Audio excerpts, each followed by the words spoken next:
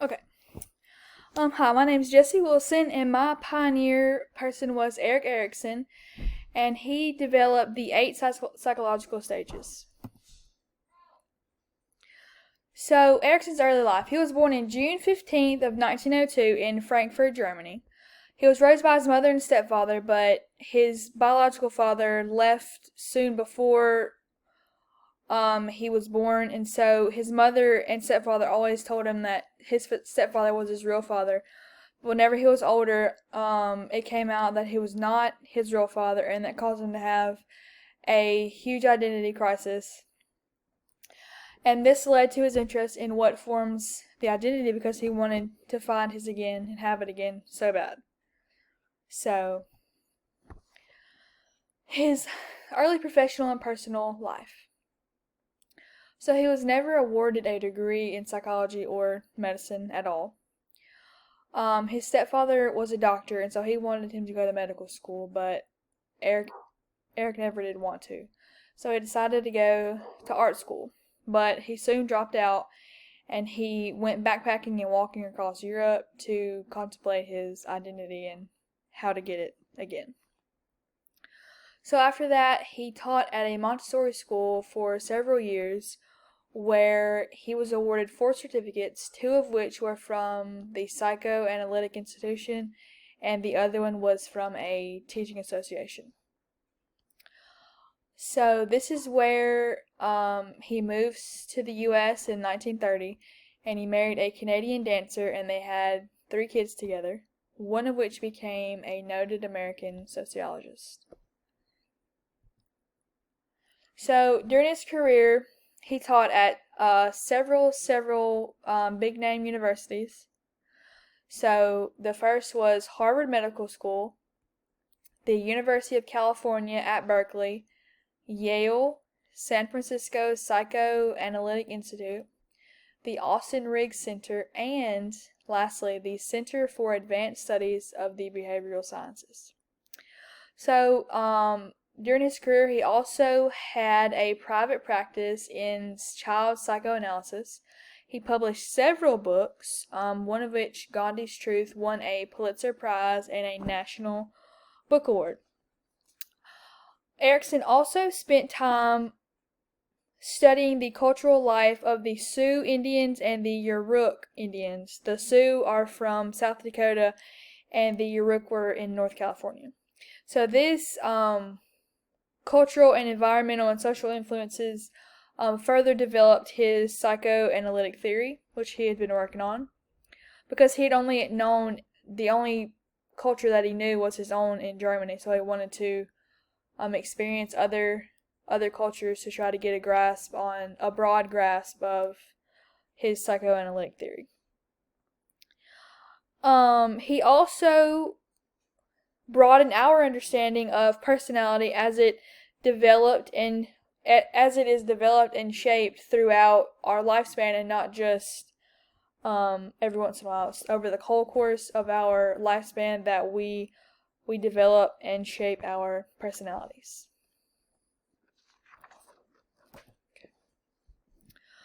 So more major influences, or a major influence that was in his life was Anne Freud.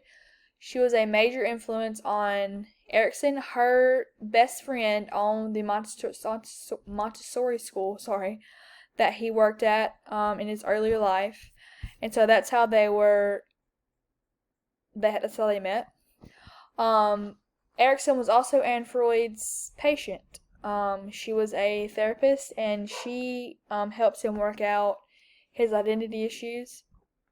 Anne Freud is also Sigmund Freud's daughter. So Sigmund Freud, Erikson met him at a party, and so he became his mentor.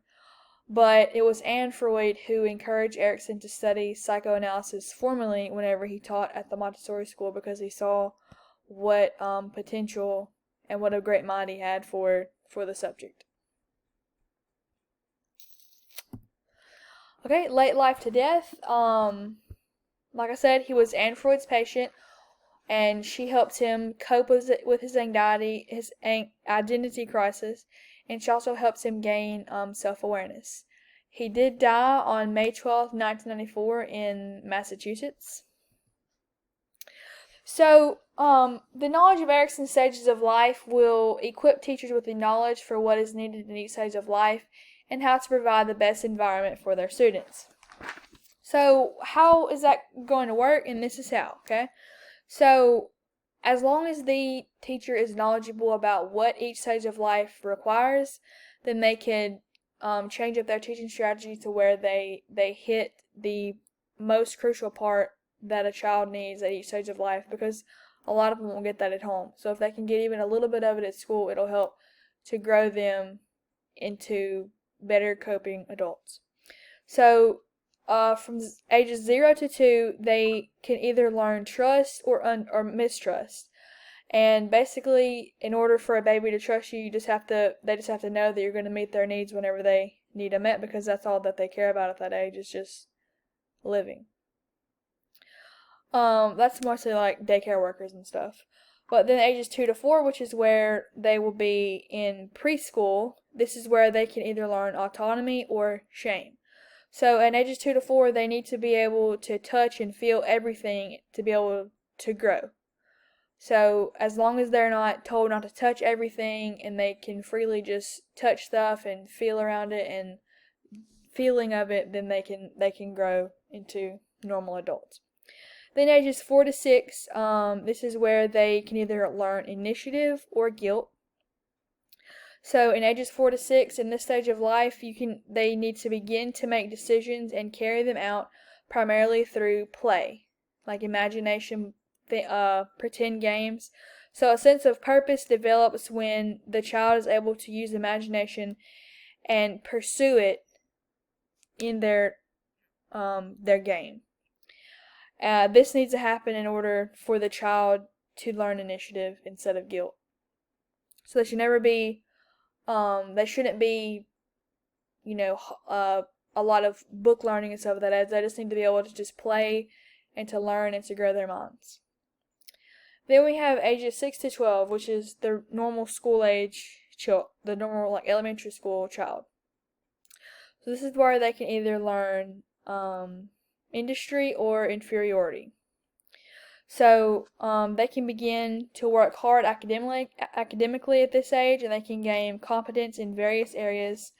And so it's very important for the teacher and for the people in that child's life to let the child know that they can pursue a task and they can complete it well. So that's very, very important. And then the last school age or stage is the 12 to 19 age. So that's like middle school and high school. And this is where they can either learn their identity or they can learn role confusion, which is what poor little Erikson had because of his father, or the lies about his father. So what they're wondering at this age is, who am I, what are my values, and what is my identity?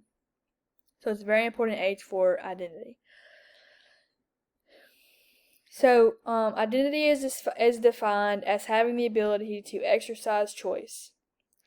So what is important for this age is an open and warm relationship between the adult and the young adolescent, so that they will be confident and well looked after, but while still exploring their identity and what they are in the world, what they can be in the world, what their purpose is in the world. So the current teaching practices are that it's very good for the teachers to know his 8 stages of psychology, because they can help the teacher mold better people and not to make them have the other thing, like mistrust, shame, guilt, inferiority, role confusion, things like that.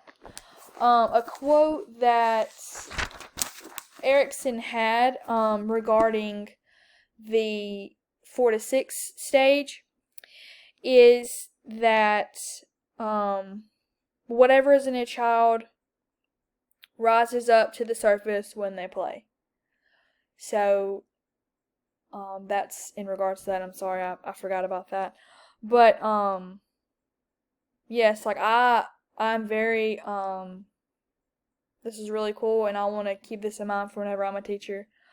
But, okay, lastly, I have my references. So this is where I got my information from. And thank you so much, and you have a great day.